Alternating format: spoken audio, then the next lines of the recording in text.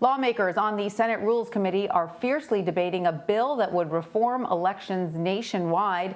The bill is titled the For the People Act. It would allow for automatic, same-day, and online voter registration across the country.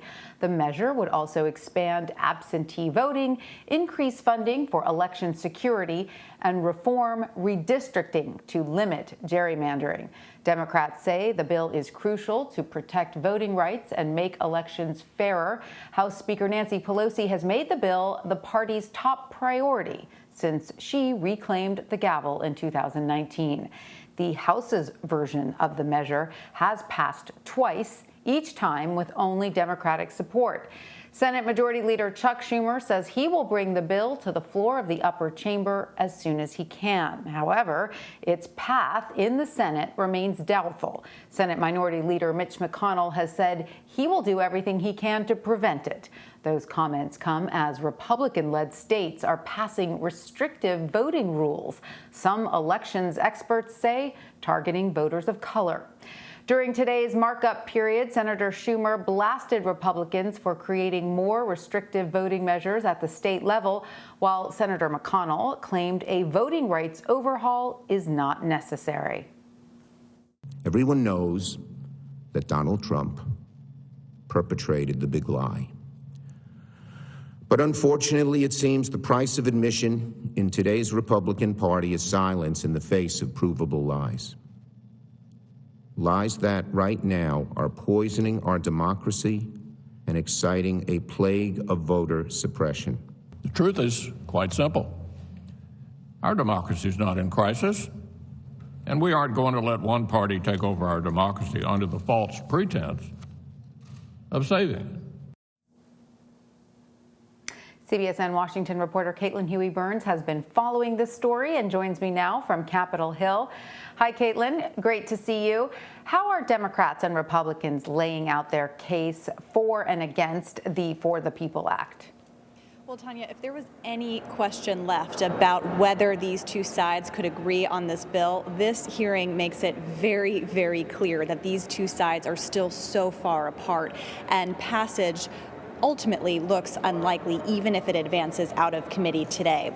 Here is what is critical about today. First, it's really important to note the presence of McConnell and Schumer at this hearing. Usually they don't go to markups like this, so it's significant and shows how critical this bill, support of it and opposition to it, are to their respective bases. What Democrats were trying to do today, and are continuing as this rules markup continues, is to add changes that they think will strengthen the bill. So after they introduced this, and this has been introduced for a while in a previous Congress as well, they heard from some state and local officials who were concerned about some of the requirements and arguing that they were a bit too burdensome. So they went back to the table, and Senator Klobuchar, who's the chair of the Rules Committee, proposed a bunch of amendments as part of a manager's package to extend timelines and give states some more flexibility. There were complaints about some of the timelines in terms of ramping up automatic voter registration and some other items. But this is a evenly divided Senate, and that was on display today. So that manager's amendment, 9 people supported it, 9 people voted against it, so it doesn't pass. Republicans have their own amendments that they are putting forward today at a pretty rapid pace, and those we're watching to see whether those go through as well. But basically, Democrats are arguing in the wake of what we've been seeing across the country in state legislatures by Republicans moving to change voting laws in the wake of the 2020 election, that federal legislation is needed. Republicans are arguing that this is a federal takeover of localized elections, and it doesn't seem like there is much room for them to find some common ground here. So, Caitlin, based on your reporting, lay out for us, if you will, why voting rights experts believe this legislation is necessary and how they believe it might be able to counteract some of the newly restrictive state-level election laws. Well, we're coming off an election in 2020 that saw the highest voter turnout in history. Voters went to the polls either in person or by mail in record numbers in a pandemic. And a lot of states made changes to make it easier for people to vote. However, in the wake of that and in the wake of former President Trump's loss, you've seen Republicans be very active in trying to push some restrictions to voting in the wake of that election. So those who are advocating for such legislation say that even though elections are supposed to be run at the state and local level, there needs to be some kind of federal baseline to be able to counteract some of what we're seeing at the state level. Republicans, however, strongly disagree with that. They say that this is not only anti-conservative to have federal government involved in local elections and making laws that way, but they're also, remember, their base is very energized by former presidents' baseless claims, these lies about election fraud, and that's really been fueling the base of the party in response to legislation like this.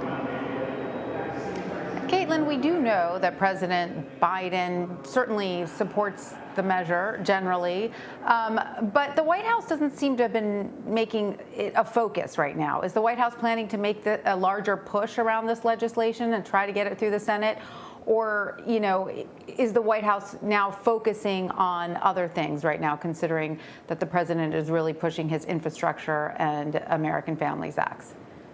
That's right. Well, a couple of weeks ago, when Biden was here on Capitol Hill addressing that joint session of Congress, he brought up the need to pass voting rights legislation and was pushing Congress to do so. But he's really left it up to them. And there are a couple of dynamics here at play. First, it's really important to note that Democrats don't have the entire Democratic caucus on the Senate supportive of this bill. Joe Manchin is still a holdout. While all Democrats have supported the bill except Manchin, he says that he can't support it as is. So even if they were able to get the majority, all of Democrats on board for this, they would still need 10 additional Republicans to support this to be able to pass. And we know that that is just not possible. And given what we're hearing from today's markup, we know that there are likely no Republicans who are going to support this. So that's why you've had activists so focused on filibuster reform, trying to pressure the president and members of Congress up here on Capitol Hill